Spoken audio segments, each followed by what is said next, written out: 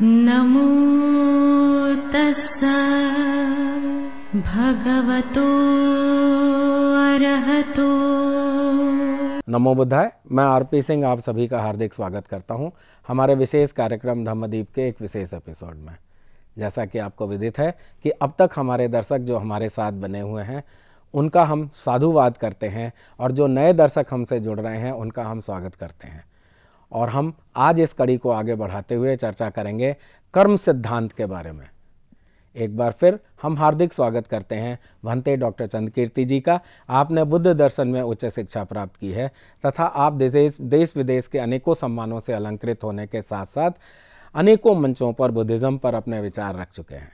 तो हम स्वागत करते हैं भंते डॉक्टर चंद्रकीर्ति जी का। नमो बुद्धाय भंते जी। नमो तस्सा भगवतो अरहतो सम्मा सम्बुद्धस्सा। नमो तस्सा भगवतो अरहतो सम्मा सम्बुद्धस्सा। नमो तस्सा भगवतो अरहतो सम्मा सम्बुद्धस्सा। नमो बुद्धाय भंते जी, एक बार फिर आपका स्वागत है। आज एक बहुत ही सामान्य प्रश्न है और मैं सीधे आपके समक्ष प्रस्तुत करता हूँ। काफ़ी लोग अक्सर बातचीत में ये कहते हैं कि यह देखा जाता है कि जो ज़्यादा गलत करता है वह ज़्यादा तेज़ी से तरक्की करता है। तो क्या यह सही है?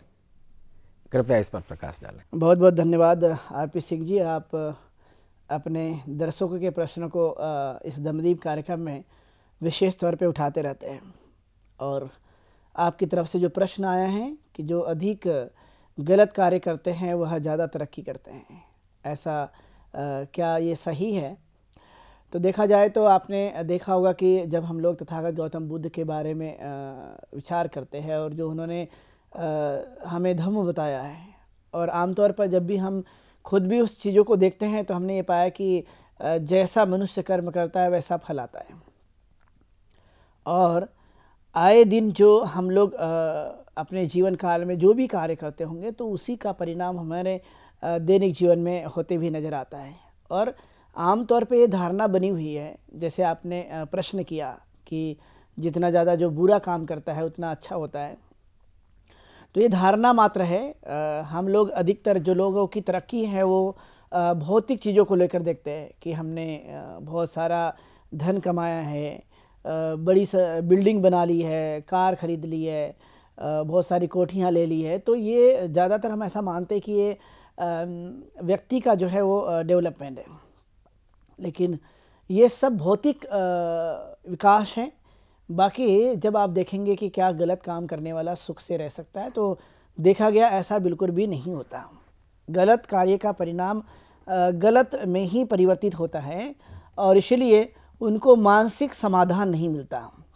वो भयभीत होते हैं, वो डरे हुए रहते हैं, उनको नींद नहीं आती है, वे नाना प्रकार के रोगों से ग्रस्त रहते हैं। ये स्वाभाविक तौर पर हम लोग इन चीज़ों को देखते हैं तो आप पाएंगे कि मानसिक जो उनका संतुलन है वो काफ़ी बिगड़ा रहता है, क्योंकि वह गलत कार्य की वजह से अलग अलग तरह के जो उनके जीवन में प्रभाव है वो हम देखने के लिए मिलता है। मानसिक रूप से तो वो पूरी तरह से असंतुष्ट रहते हैं। भौतिक चीज़ें हमें उनके जीवन काल में देखने के लिए मिल सकती है। जैसे आपने देखा कि चोरी करके आप तो धनवान हो सकते हो, लेकिन आपका आंतरिक जो सुख है, जो अंदर से हमें प्राप्त होता है, वो तो आपके पास नहीं देखा जाता। तो यह बिल्कुल गलत बात है कि जो ज़्यादा गलत करता है वो उतना अच्छे से रहता है या उसका विकास होता है। बाहरी विकास की अपेक्षा हमने आंतरिक विकास पर बल देना वो ज़्यादातर ज़रूरी है। इसीलिए यह कहना पूरी तरह से असत्य है या ऐसा जान लेना, ऐसा मान लेना पूरी तरह से गलत है कि जितना गलत करता है उसका विकास होता है। ये नहीं है ऐसा, बल्कि हम अपने दैनिक जीवन में कुशल कर्म का संपादन करें। हो सकता है कि जिनके पास बहुत ज़्यादा भौतिक चीज़ें नहीं हैं लेकिन वो अंदर से बड़ा खुश है, प्रसन्न है, आनंदित है, अच्छा कार्य करता है, सत्य के रास्ते पे चलता है और उसे सभी लोग पसंद करते हैं। लेकिन एक बहुत धनवान आदमी है, जरूरी नहीं कि सब लोग उसे पसंद करें या उसके विकास को देखकर सब प्रभावित हो, ऐसा बिल्कुल भी नहीं होता है। अलग अलग तरह के कार्य हम लोग करते रहते हैं जीवन काल में, और उसी की वजह से हमारे ऊपर में जो कुछ भी प्रभाव होता है। और इसलिए यह धारणा लोगों ने बनाई है, इस धारणा को तोड़ना चाहिए। ऐसा बिल्कुल भी नहीं है कि गलत कार्य से उनका विकास होता है और ज़्यादातर जो है सत्य का जीवन जीने वाले दुखी रहते हैं, ऐसा बिल्कुल भी नहीं है। सत्य परास्त नहीं हो सकता, सत्य हमेशा सत्य होता है। बाकी आप चीज़ देखेंगे तो हो सकता है कि असत्य जीत जाए, लेकिन वो टिकाऊ नहीं होता है, वो अल्पकाल के लिए होता है। और इसलिए यह धारणा हमने तोड़नी चाहिए, मन से हटानी चाहिए और सत्य के मार्ग पर चलते हुए अपने जीवन को जीना चाहिए और जितना हो सके तो कुशल कार्य का संपादन करना चाहिए। इसलिए तथागत ने कहा कि हमारा जो जीवन है वो धम्म पर आधारित हो, तो इसलिए वो कहते हैं कि सब पापस्स करनंग कुशलस्स उपसंपदा सच्चित्त पर्योदपनंग एतंग बुद्धान शासनंग, कि अर्थात जो भी पाप कर्म है उसको ना करना, कुशल कर्म का संपादन करना और चित्त की शुद्धि करना, यही मेरा धर्म है। तो वह सदैव लोगों को कुशल कर्म की करने की चेतना देते हैं या उन्हें बताते हैं, वैसा ही हम लोगों ने उसका आचरण करना चाहिए। इस तरह की जो बातें हैं लोगों के मन में आती है वो कहीं ना कहीं आपको कमज़ोर बनाती है। अच्छे कार्य पर जोर दीजिए, विकास होगा बाह्य भी और आंतरिक भी, तो यह ज़्यादातर ज़रूरी है। इस तरह के चीज़ों को ध्यान रखना, जो ऐसी चीज़ें जो भ्रामक प्रचार किया जाता है कि गलत काम करने वालों का ज़्यादा विकास होता है, ये बिल्कुल भी नहीं। अधिकतर लोग नेताओं के बारे में कहा करते हैं कि वो उनकी विकास बहुत होता है, वो झूठ भी बोलते हैं, लेकिन यदि वो ऐसा करते भी होंगे तो उनको मानसिक संतुलन नहीं मिलता, वो सेटिस्फाइड नहीं होते, वो डरे हुए रहते हैं। ऐसे कई उदाहरण आप लोग देख सकते हैं। इसलिए अच्छा जीवन जीना ये ज़्यादातर ज़रूरी है अच्छे कार्य के साथ। तो आपने बहुत अच्छा प्रश्न आज यहाँ पर उपस्थित किया था दर्शकों के माध्यम से, तो मैं उम्मीद है कि आपको इस उत्तर से संतुष्टि मिली होगी और ऐसे ही आप हमारे धम्मदीप कार्यक्रम में सवालों के उत्तर जानने के लिए या प्रश्न पूछते रहिए आप, ताकि आपको समाधान मिल सके जानने के लिए। तो आप सबका मैं इस मौके पर धन्यवाद करता हूँ। ऐसे ही आप धम्मदीप कार्यक्रम में जुड़ते हुए प्रश्न पूछते रहिए। आपका सबका धन्यवाद। बहुत बहुत धन्यवाद भंते जी, आपने हमारे दर्शकों की जिज्ञासाओं को शांत किया। अब हम अपने मूल विषय पर आते हैं। आज का मूल विषय है कि हमारे दर्शकों को कर्म सिद्धांत के बारे में विस्तार से बताएं।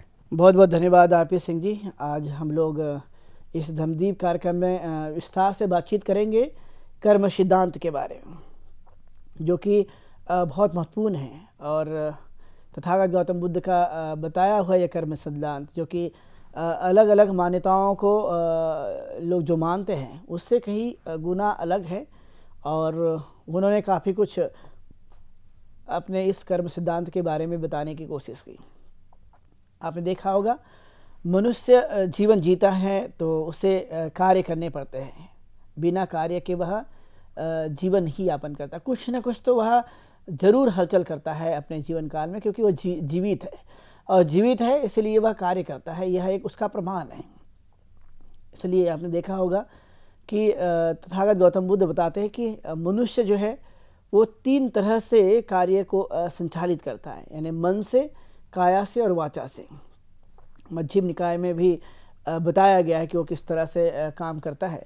और मनुष्य जो है वो स्वाभाविक तौर पर जीवन को जीते हुए यह मूलतः अपनी वाचा से, यानी मतलब बोलता है, बोलने का कर्म।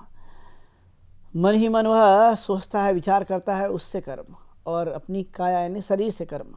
तो इस तरह से आप कर्म करते हुए देख सकते हैं कि वह मनुष्य जो है वो कर्म करता है और कर्म करके जीवन को जीते रहता है। तो स्वाभाविक तौर पर आप यह देख पाएंगे या वह जान पाएंगे कि वह किस तरह से मनुष्य जीवन को जीते रहता है और स्वाभाविक तौर पर उसे कर्म करना ही पड़ता है, बिना कर्म के वह जीवित नहीं रह सकता। और इसलिए कर्म मनुष्य के लिए ज़्यादातर ज़रूरी है कि वह अपने इस कर्म को ठीक तरह से संचालित करें। बुद्ध यहाँ पर बताते कि किस तरह से हमारा कर्म होता है। तो वे कहते हैं कि चेतना हंग भिक्खवे कम्मंग वदामि, कि अर्थात चेतना ही कर्म है और कर्म ही चेतना है। जो हम आए दिन अपने जीवन काल में जो भी कर्म करते हैं तो वह चेतना का रूप लेती है, और चेतना से ही हम कर्म करते हैं। क्योंकि आपने देखा हो जिसके पास चेतना नहीं है वो कार्य नहीं कर सकता, और कार्य से ही चेतना बनती है। तो ये भी एक महत्वपूर्ण चीज़ हमने स्वाभाविक तौर पर देखी है। तो यह मनुष्य के जीवन काल में जो भी चीज़ें आती है, तो जैसे आपने देखा होगा कि जैसे हम कर्म करते हैं वैसा फल आता है। सामान्य तौर पर यह प्रचलित बातें हैं। तो यहाँ पर समझने योग्य बात है कि जैसे हमने जो बोया है वही हम काटते हैं। जैसे हमने आम को बोया है तो आम प्राप्त होगा, इमली को बोया है तो इमली प्राप्त होगी। अलग अलग तरह के जो भी चीज़ हम देखते हैं तो वो चीज़ें हमें प्राप्त होते रहती है। एक स्वाभाविक तौर पर ये गुणधर्म देखने के लिए मिलता है। तो बीज का जो नियम है आप देखेंगे कि इसे बीज नियम कहा जाता है। तो जो बीज नियम है तो बीज से आपने देखा कि उससे सूर्य का प्रकाश, पानी, मिट्टी, हवा मिल जाती है तो वह अंकुरित होकर पौधा बनता है। ये उसका अपना कर्म है, वह स्वाभाविक तौर पे देखने मिलता है। वैसे ही आप ऋतु नियम, तो आप ऋतुओं को भी देख पाएंगे कि वह किस तरह से समय पर बदलते रहती है। उसका एक समय है और फिर वह बदल जाती है, तो वह उस तरह से काम करते रहता है। तो मनुष्य के जीवन काल में यह एक अहम बात देखने के लिए मिलती है कि क्या वह अपने कर्म के कारण जो है वो किस तरह से संचालित होता है। तो बुद्ध ने हमेशा कुशल कार्य करने पर बल दिया, और इसलिए बल दिया कि जब हम कुशल कार्य करते हैं तो परिणाम भी कुशल होता है, और जब हम अकुशल करते हैं तो उसका परिणाम भी अकुशल आता है। यह स्वाभाविक तौर पर आप लोग देख सकते हैं। यदि हम उदाहरण के तौर पे समझे तो आप देखे होंगे कि जब अंगुलीमाल एक खतरनाक डाकू थे, जब उन्होंने हत्याएं की थी तो इसी जीवन में उनको किस तरह से यातनाएं हुई। लेकिन जब उन्होंने बुद्ध का रास्ता अपना लिया, हथियार त्याग दिए और बुद्धं शरणं गच्छामि, धम्मं शरणं गच्छामि और संघं शरणं गच्छामि के इस रास्ते पे जब वो बढ़े तो आपने देखा हो कि उनका नाम दुनिया में बड़ा प्रसिद्ध हुआ, इस बात को लेकर कि वो एक अच्छे इंसान बन गए। तो यही एक बड़ी चीज़ देखी जाती है कि हम जो वास्तविक कर्म करते हैं, और तथागत कहते हैं कि मैं ज़्यादातर जीवित रहते समय जो हम कर्म करते हैं उसी का फल यहाँ पर प्राप्त होते रहता है, उसी का परिणाम यहाँ पर आते रहता है। मैं ये मानता हूँ कि जीवन काल में जो भी हम करते हैं उसका इमीडिएटली परिणाम होते रहता है। तो जैसे आपने देखा कि हम जब अच्छे कर्म करते हैं तो तुरंत हमें उससे खुशी प्राप्त हो जाती है, सुख प्राप्त होते रहता है। वह इमीडिएटली कुछ परिणाम आते हैं, कुछ धीरे धीरे आते हैं, लेकिन ज़्यादातर किए हुए कार्यों का परिणाम आना स्वाभाविक है। वह तत्काल दे सकता है या कुछ समय लग सकता है, लेकिन परिणाम तो स्वाभाविक तौर पर उसका आना ही निश्चित होते रहता है, क्योंकि हम कर्म करते हैं। तो जैसे आपने देखा होगा कि जब हम वाणी का कर्म करते हैं तो बुद्ध ने खास करके इस बात पर जोर दिया कि सत्य वचन बोलना चाहिए, मिथ्या वचन से बचे रहना चाहिए, और व्यर्थ की बातों पर हमें ध्यान नहीं देना चाहिए, क्योंकि यह शब्द ऐसे होते हैं जब एक बार निकल जाते हैं तो दोबारा उसे लिया नहीं जा सकता। तो शब्द को जब हम उपयोग करते हैं या बोलते हैं तो नपा तुला बोला जाए, यानी बेकार की बातों पर हम जोर न देते रहे। जितना हम अच्छे से अपनी आवाज़ को, अपने शब्द को, अपनी वाणी को प्रकट करेंगे उतना उसका परिणाम भी अच्छा आएगा। उदाहरण के लिए आप समझ सकते हैं कि जब हम किसी को अपशब्द कहते हैं तो परिणाम क्या आता है, सामने वाला भी अपशब्द कहता है, और दोनों ने अपशब्द कहने के बाद दोनों के बीच में आपसी संघर्ष उत्पन्न हो सकता है, क्योंकि यहाँ से वो चीज़ें निकलती है। लेकिन जब आप किसी को प्यार से बोलते हैं, किसी के लिए ब्लेसिंग्स देते हैं, किसी की प्रशंसा करते हैं, किसी को गर्वान्वित करते हुए, तो परिणाम क्या आता है, तो तुरंत हैप्पीनेस का परिणाम आता है। मतलब वह भी खुश होगा और हमें भी खुशी मिलती है। यह शब्दों की अपनी एक ताकत है, और यह स्वाभाविक तौर पे ध्यान रखना जरूरी। लेकिन आपने देखा अक्सर सामान्य जीवन जीने में हम भूल जाते हैं कि हम जब शब्द का इस्तेमाल करें तो, क्योंकि यहाँ पर हमारा अहंकार हावी हो जाता है, और अहंकार हावी होने की वजह से वो सोचता है कि मैं किसी से कोई कम नहीं हूँ, और इसलिए शब्दों का जाल जब वो इस्तेमाल करेगा तो कहीं ना कहीं संकट उत्पन्न हो सकता है, समस्या आ सकती है, संघर्ष निर्माण हो सकता है, और इसी शब्द की वजह से प्रियता भी बढ़ सकती है, लोगों में अच्छा लग सकता है, रिश्ते मजबूत हो सकते हैं, और भी अलग अलग तरह के फायदे हम लोग देख सकते हैं कि ये कर्म का जो सिद्धांत है इसी जीवन में हमें किस तरह से वह रिफ्लेक्ट करता है, किस तरह से हमें वो प्राप्त होता है, किस तरह से हम उसका अनुभव लेते रहते हैं आए दिन। यह एक स्वाभाविक तौर पर है, लेकिन यहाँ पर कहा गया चेतना कैसी होनी चाहिए। हम जो भी काम करते हैं उसके प्रति हमारी चेतना कैसी है। चेतना यदि अच्छी है तो आप देखेंगे कि उसका परिणाम भी अच्छा आएगा, जिसे इंटेंशन कहा जाता है कि हमारा इंटेंशन कैसा है जो भी हम करते हैं। जैसे एक माँ अपने बच्चों को डांट लगाती है तो इंटेंशन अच्छा है, उसका डेवलपमेंट के लिए, उसके तरक्की के लिए, उसके फ़ायदे के लिए वह शब्द का इस्तेमाल करती है, चाहे वो कठोर भी क्यों हो, लेकिन उसके पीछे का भाव है उसकी अच्छाई। तो हमारा जीवन में यह निश्चय करना होता है कि हम किस इंटेंशन के साथ में उस काम को कर रहे हैं, उसका परिणाम जो है वो हानिकारक है या उसका लाभदायक है। ये दोनों ही बातें हम खुद ही विचार करते रहते हैं। इसलिए बुद्ध ने बड़ा ठीक तरह से समझाया कि ये सब कहाँ से संचालित होता है। तो वे कहते हैं कि मन से संचालित होता है, क्योंकि मन जो है इसके लिए मुख्य भूमिका अदा करता है। और इसलिए आपने देखा होगा जब धम्मपद की गाथाओं को हम देखते हैं, पहली और दूसरी, तो वहाँ पर ये बात ठीक तरह से बताई गई है। क्या बात बताई गई? मनोपुबंगमा धम्मा मनोसिट्ठा मनोमया मनसाचे पदुत्थे न भास्ति वा करोति वा ततो नंग दुख मनवेति चखंग व वहतो पदंग। कि मनुष्य का मन प्रमुख है, सभी धर्म उसी के अंदर में निर्माण होते हैं। जैसे हम मलिन मन से कार्य करते हैं, मलिन मन से विचार करते हैं, तो दुख हमारे पीछे वैसा ही हो लेता है जैसे बैल के पीछे चक्के। आपने अक्सर देखा होगा कि जब हम लोग यदि मन से ही मलिन से सोचें और विचार भी मलिन करें, अच्छा विचार ना करना, अच्छा कार्य ना करना, तो परिणाम क्या है? दुख में तब्दील हो जाता है। हमने किया, हमारे विचार करने के कारण उत्पन्न हुआ, और वो वैसे हमारे साथ चलता है जैसे बैल के पीछे आपने देखा होगा चक्के घूमते रहते हैं। उसी तरह से दुख हमारा पीछा नहीं छोड़ेगा, क्योंकि हमारा मन विचार करने का, कार्य करने का जो भाव है वो मलिन है। तो स्वाभाविक है कि परिणाम भी मलिनता में परिवर्तित होगा और दुख उत्पन्न करेगा। बुद्ध ने फिर इसी यमक वग्ग में दूसरी गाथा बताई है, मनोपुबंगमा धम्मा मनोसिट्ठा मनोमया मनसाचे पसन्ने न भास्ति वा करोति वा ततोनं सुख मनवेति छाया व अनपायिनी। अर्थात यह जब हम देखते हैं कि मनुष्य का मन प्रमुख है, सभी धर्म सभी विचार वही उत्पन्न होते हैं, और जब अच्छे मन से कार्य किया जाता है, अच्छे मन से विचार किया जाता है, तो सुख उसके साथ ऐसा रहता है जैसे मनुष्य के साथ न छोड़ने वाली छाया। कि जैसे आपने अक्सर देखा होगा जब हम अच्छे मन से कार्य करते हैं, अच्छे मन से सोचते हैं, तो स्वाभाविक है कि उसका जो परिणाम है वो सुखद होगा, वह अंदर से इस तरह के भाव को बनाएगा, और इसलिए उसके साथ सुख वैसा ही खड़ा रहता है जैसे मनुष्य के साथ न छोड़ने वाली छाया। जहाँ जहाँ पर भी विचरण करते हैं वहाँ वहाँ ये छाया हमारे साथ रहती है, प्रति छाया। उसी तरह से मनुष्य के साथ अच्छे विचार करने की वजह से, अच्छा कार्य करने की वजह से उसके साथ सुख भी स्वाभाविक तौर पे सदैव बना रहने की संभावना है, क्योंकि मन प्रमुख है, वहाँ से ये संचालित होता है। और इसलिए हमें चाहिए कि कम से कम अपने जीवन काल में जहाँ भी हम रहते हैं, जैसे भी हम जीवन को जीते हैं, वहाँ पर हमारा कर्म सही होना चाहिए। क्योंकि हम कर्म करने का मतलब हम बो रहे हैं, क्या बो रहे?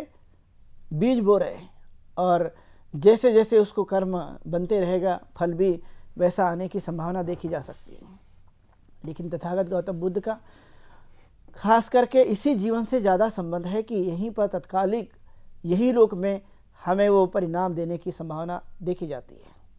अक्सर आपने देखा होगा कि लोग इस प्रश्न को भी अधिकतर उठाते रहते हैं, क्या हम गरीब के घर में पैदा हुए हैं, जन्म लिया है, तो क्या हमारा पुराने जन्म का कोई कर्म है? तो बुद्ध कहते हैं कि वो उसमें उतनी वास्तविकता नज़र नहीं आती है।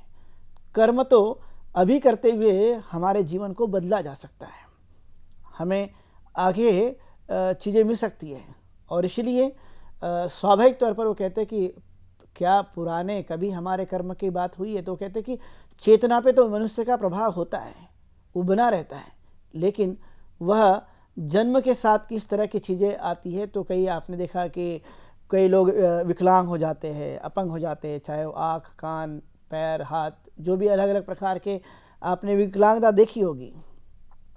तो क्या यह कोई पुराने जन्मों का प्रभाव है? तो बुद्ध कहते हैं इसका वह प्रभाव नहीं है, पुराने जन्मों का नहीं है।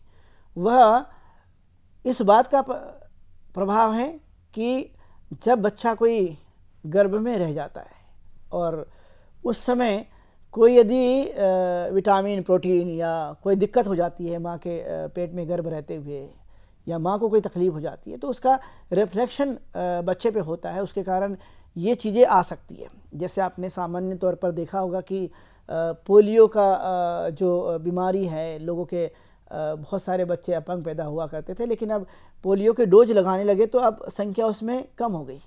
तो वही बुद्ध समझाना चाहते हैं कि ये बचपन से जो कुछ भी इस तरह के परिणाम देखे जाते हैं, तो इससे पुराने कर्मों का कोई रिफ्लेक्शन नहीं है। वह तत्कालीन समय में जो चीज़ें का असर हुआ है, प्रभाव हुआ है, उसकी वजह से होने की संभावना, इसलिए इसमें भयभीत होने की आवश्यकता नहीं है, बल्कि हमें इस समय सुधार की ज़रूरत है। हम उसका उपचार कर सकते हैं, उसमें सुधार ला सकते हैं, ये हमारे हाथों में है।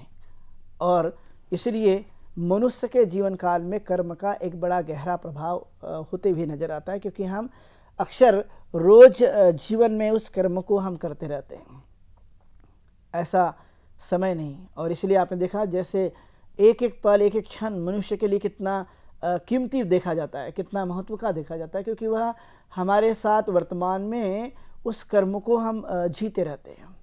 और यह स्वाभाविक तौर पे हम देखते रहते हैं कि जब हमें समझ में आता है कि कर्म का रिफ्लेक्शन, कर्म का असर, कर्म का परिणाम हमारे दैनिक जीवन में भी होता है, और इसलिए बुद्ध हमेशा अच्छे कर्म पर जोर देने के लिए कहा करते हैं, बाकी जगह नहीं, क्योंकि यहाँ तो अनात्मवाद है, यहाँ पर कोई आत्मा की बात नहीं कही गई है तथागत गौतम बुद्ध के द्वारा। वो अनात्मा की बात करते हैं कि यहाँ पर अनात्मा है, यानी कोई आत्मा नहीं जिस पर कोई प्रभाव होता होगा। वो कहते हैं कि दैनिक जीवन में जो कुछ भी हम काम करते हैं उसका जो प्रभाव है हमारे दैनिक जीवन में होता है। इसलिए आप इस बात को ऐसा मान सकते हैं कि जो हम काम करते हैं या कार्य करते हैं तो वह एक प्रकार की रिकॉर्डिंग के समान है, वह रिकॉर्डिंग करते रहता है, माइंड उस पर उन चीज़ों को लाते रहता है। तो एक प्रकार का दैनिक जीवन में किए गए कार्य, चाहे वह मन से हो, वाचा से हो या काया से हो, जो भी हम काम करते हैं उसका सीधा सीधा प्रभाव हमारे मन मस्तिष्क से होते रहता है। इसका मतलब है कि हमारे इन कार्यों के द्वारा वह एक प्रकार की रिकॉर्डिंग होती रहती है, एक के बाद दूसरी और दूसरे के बाद तीसरी, इस तरह से एक समूह के रूप में हम उस काम को या उस कार्य को देख सकते हैं, जिसका चेतना जो हमें देखने के लिए मिलती रहती है वह साक्षात रूप से हमें होती रहती है। और इसलिए जन्म के बाद की प्रक्रिया में हम अक्सर ये देखते रहते हैं इस कर्म सिद्धांत को। इसलिए बाकी के कर्म सिद्धांत में और तथागत गौतम बुद्ध के कर्म सिद्धांत में बड़ा अंतर है। वह इस बात पर बिलीव करते हैं कि वर्तमान के साथ जो भी होता है वह मनुष्य के साथ जुड़ जाता है। इसलिए बुद्ध हमेशा जीने के लिए जो उपाय बताते हैं कि वर्तमान में जिए। जब वर्तमान में अच्छा हम जीते हैं तो जब हमारा कार्य अच्छे होते हैं तो भविष्य में भी हमारे कार्य अच्छे हो सकते हैं, क्योंकि इसी का परिणाम जो है वो रिफ्लेक्ट करता है फ्यूचर के लिए, भविष्य के लिए, क्योंकि अब हम वर्तमान में ठीक तरह से जीवन को जी रहे हैं। ये अक्सर देखने के लिए मिलते रहता है। तो समाज में जब आप देखेंगे तो अलग अलग तरह के चीज़ें देखने के लिए मिलती है। तो कई बार ऐसा होता है कि मनुष्य वह कई दुख भोगते रहता है या दुखी होते रहता है। लोग समझते हैं कि मैंने पिछला कुछ कर्म गलत किया था इसलिए ये प्रभाव आया है, लेकिन वर्तमान में जो भी परिस्थितियां निर्माण हुई हैं तो उस परिस्थितियों को क्या हम वर्तमान में समाप्त कर सकते हैं? तो कहा जा सकता है कि हम जब अच्छे कर्म करना प्रारंभ करते हैं तो उसका परिणाम भी वर्तमान में उसी तरह से आना शुरू हो जाता है, और जो भी समस्याएं हैं जो भी दिक्कत हमारे जीवन काल में आती रहती है तो उसे क्या हम ठीक कर सकते हैं? तो देखा गया कि हाँ, ज़रूर उसको ठीक किया जा सकता है। उसका जो समस्या है उसका ठीक तरह से निदान लगा करके उस समस्या को दूर किया जा सकता है। यह हमारे हाथों में है। इसलिए कार्य वो कोई ऑटोमेटिक नहीं होता, कार्य हमारे द्वारा होता है, हम जो करते हैं।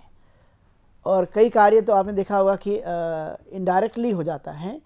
इनडायरेक्टली क्या मतलब होता है? जैसे आपने देखा कि हम चल रहे हैं और हमारे पैर के नीचे यदि चींटी आ जाती है, छोटे छोटे कीड़े मकोड़े आ जाते हैं, तो जानबूझकर वो हत्या नहीं है, जानबूझ करके उससे हानि नहीं पहुंचाया गया, क्योंकि हमारा इंटेंशन सिर्फ चलने का है, एक स्थान से दूसरे स्थान में जाने का है। हमारी भावना उसके पीछे मारने की नहीं होती है, और जब मारने की नहीं होती तो स्वाभाविक है कि उसका परिणाम भी ठीक तरह से आएगा। ये हम उस भाव को समझते रहते हैं। तो यह चेतना के ऊपर जो बल दिया जाता है कि हमारी क्या चेतना मारने की थी? नहीं, वह हमारा सिर्फ उद्देश्य चलना था, लेकिन पैर के नीचे छोटे कीड़े मकोड़े आकर मृत्यु को प्राप्त करते हैं। तो क्या उसका परिणाम आता है? तो देखा गया कि नहीं, उसका परिणाम नहीं आता, वह विपाक में परिवर्तित नहीं होता है। जैसे आपने देखा कि उसे अहोशी कर्म कहा जाता है, यानी कोई परिणाम नहीं आया, वह बिल्कुल ही बिना इंटेंशन के किया गया, इसलिए उसका परिणाम नहीं आया। इसलिए तथागत गौतम बुद्ध ने अपने इस कर्म सिद्धांत को बड़ी गंभीरता से बताने की कोशिश की है, और ज़्यादातर वर्तमान में अच्छे कर्म करने की सलाह दी है। और ख़ासकर कहा गया कि यह सब हमारे चेतना कर्म है और कर्म ही चेतना है, इस पर ज़्यादातर जोर देते हुए कुशल कर्म करने के लिए उन्होंने ज़्यादातर हमें बताने की कोशिश की। तो आज हम लोगों ने इस कर्म सिद्धांत को विस्तार से देखा है, आप सब लोगों ने सुना। आपके प्रति ढेर सारी मंगल कामनाएं, आप दीर्घायु हो, सुखी हो, स्वस्थ रहे, ऐसी मंगल कामना करते हुए यहीं पर रुकता हूँ। बहुत शुभ मंगलम। साथियों, आज के विशेष प्रोग्राम में बस इतना ही। अब समय हो चुका है आज के प्रोग्राम के विश्राम होने का, लेकिन उसके पहले आपको बताते चलें कि आपके मन में भी जो प्रश्न हो, जो जिज्ञासाएं हो, आप इस प्रोग्राम में पूछ सकते हैं। और प्रश्न पूछने के लिए आप हमारे व्हाट्सएप नंबर 9639010109 पर अपना प्रश्न भेज सकते हैं, या हमारी ईमेल आईडी subhartibuddha@gmail.com पर भी भेज सकते हैं। तो मुझे उम्मीद है कि आप अपनी जिज्ञासाओं को दबाएंगे नहीं और हमारे इस विशेष प्रोग्राम का हिस्सा बन अपनी जिज्ञासा को शांत करेंगे। तब तक मैं आरपी सिंह भंते डॉक्टर चंद्रकीर्ति जी के साथ लेता हूं विदा। कल इसी समय आपके समक्ष फिर उपस्थित होंगे। नमो बुद्धाय। नमो तस्सा भगवतो अरहतो